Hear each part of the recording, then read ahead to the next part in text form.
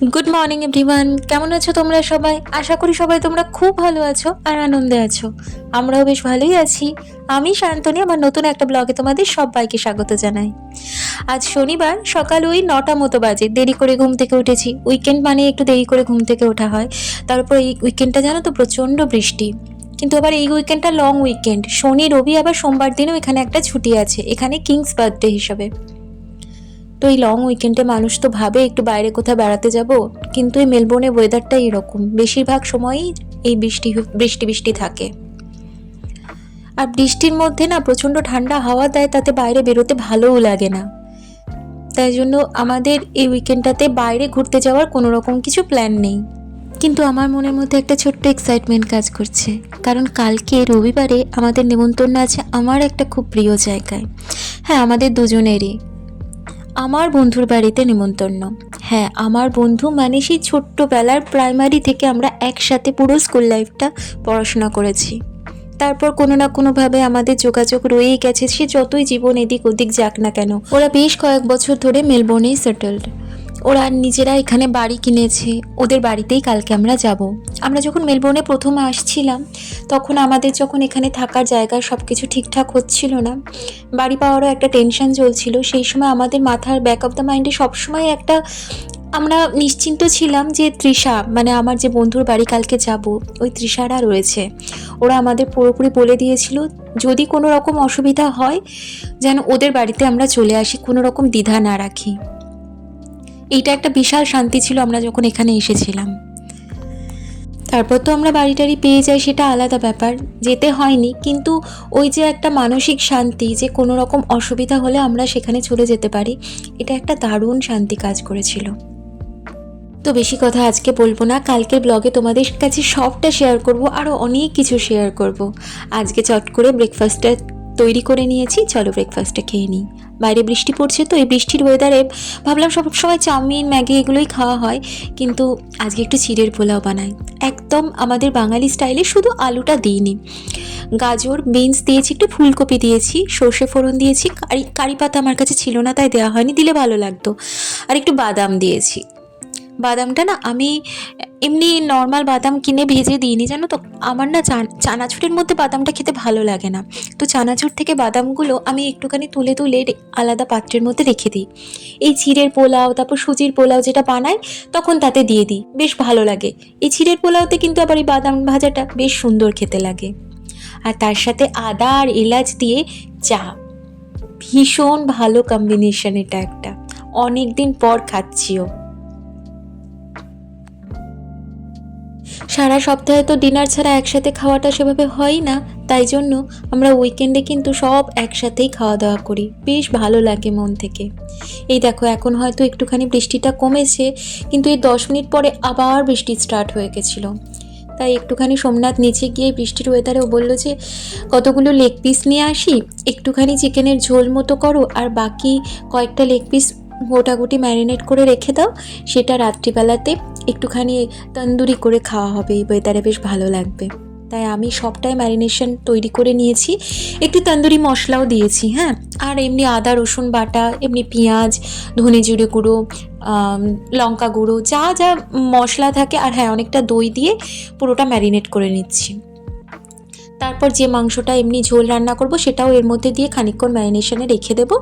তারপর আমি না খুব সিম্পলভাবে প্রেশার কুকারে ঝোলটা বানাই, আর সোমনাথ এই ঝোলটা খেতে ভালোবাসে। মানে কড়াই করে করলে কষা কষা করে করা হয়, সেটা ঠিক আছে, কিন্তু এই প্রেশার কুকারের ঝোলটা না অপূর্ব টেস্ট হয়। একটু রসুন যদি কম হয়, তাই জন্য আমি রসুনটাকে কুচি কুচি করে কেটেই দিয়ে দিয়েছি ফোড়নের মধ্যে। ভালোই প্রেশার কুকারে সেদ্ধ হয়ে ভালোই গলে যাবে, কোনো অসুবিধা হয় না। তোমরা এই প্রেশার কুকারের ঝোলটা করে খেয়ে দেখো একবার। চিকেনের ঝোল হলেও ভীষণ ভালো লাগে, গলে যায় না।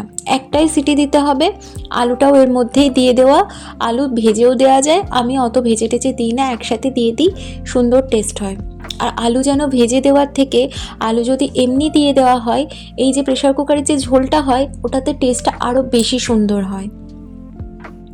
যে যতটা ঝোল খেতে চাইবে ততটাই জল দেবে, আর জলটা কিন্তু প্রেশার কুকারে তুমি যতটা দেবে ততটাই থেকে যাবে ওর পরেও ঝোল হয়ে।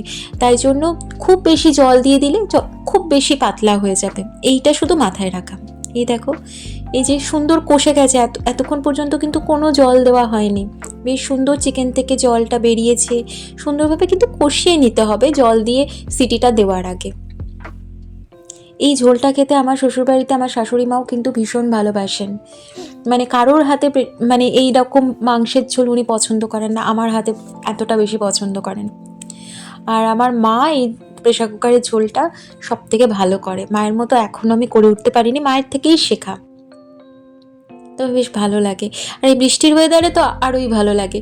আজকে রাতে যেহেতু আমরা একটুখানি তন্দুরি চিকেন ভাজা ভাজা করে খাবো ঠিক করলাম, তাই জন্য সকালের দিকে ও সোমনাথ বললো একটু ঝোল ভাত খাবো।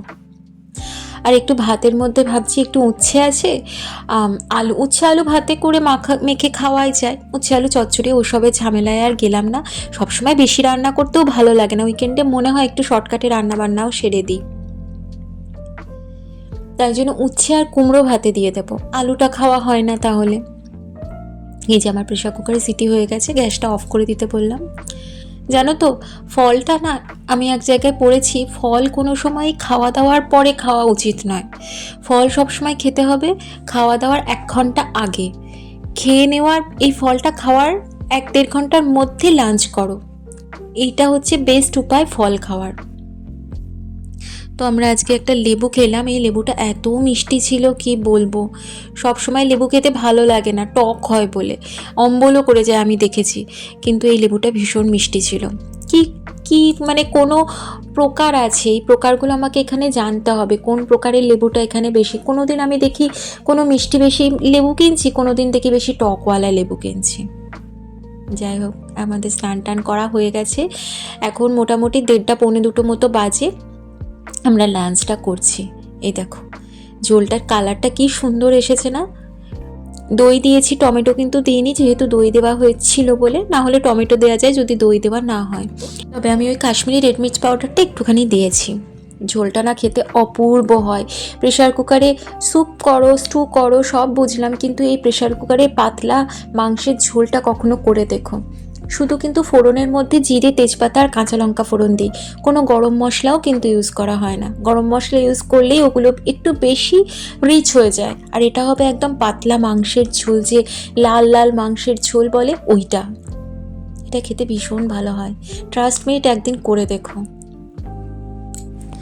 আমরা বসে একটা মুভি দেখছিলাম, তো এখন চলে এসেছি আবার রান্নাঘরে। আজকে সারাক্ষণ রান্নাবান্নার ভিডিওই তোমরা দেখছো, জানি বোর হচ্ছে হয়তো।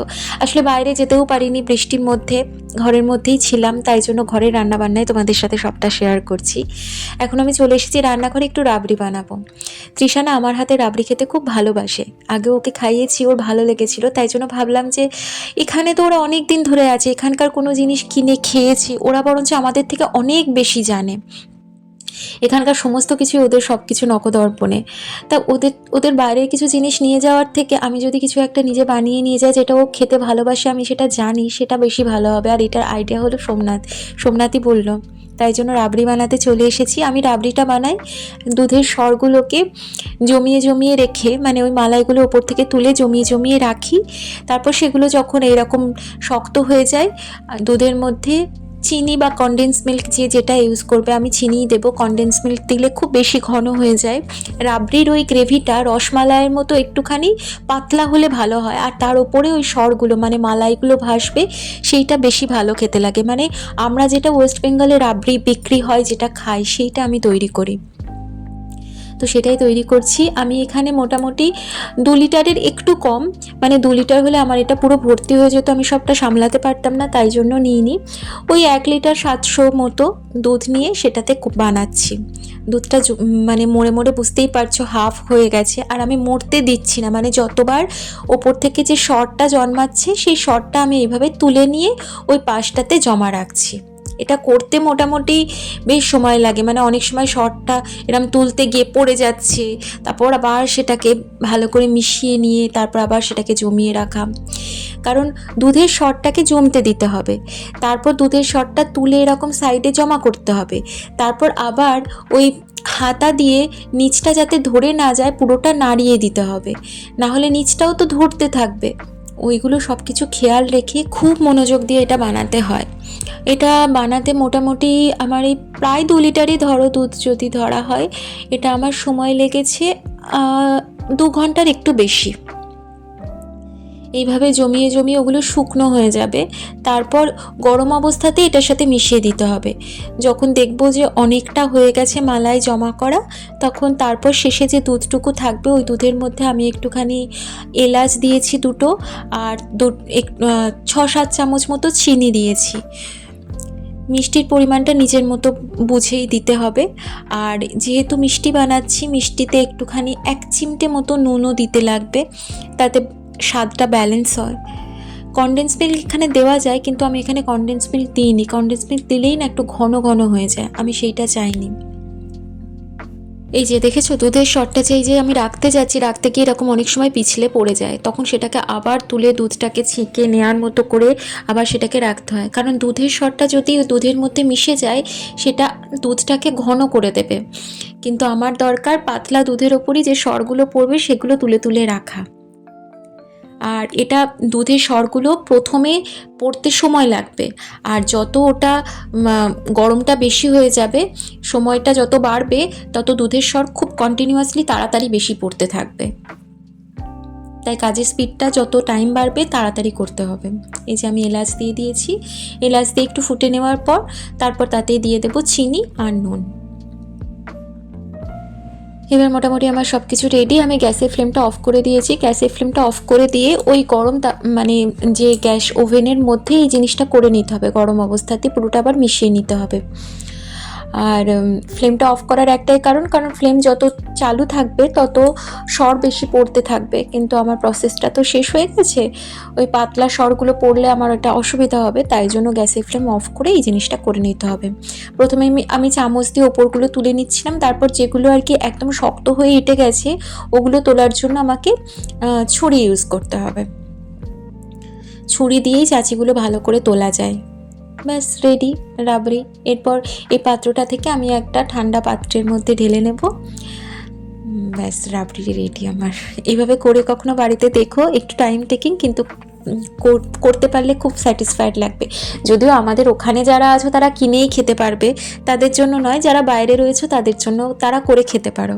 তো চলো আজকের ব্লগটা আমি এখানেই শেষ করছি। যদি কিছু ভালো লেগে থাকে ছেড়ে যাওয়ার আগে অবশ্যই চ্যানেলটা সাবস্ক্রাইব করো, লাইক করো আর কমেন্ট করে আমার পাশে থেকো। আজকে আসছি, টাটা, সবাই ভালো থেকো।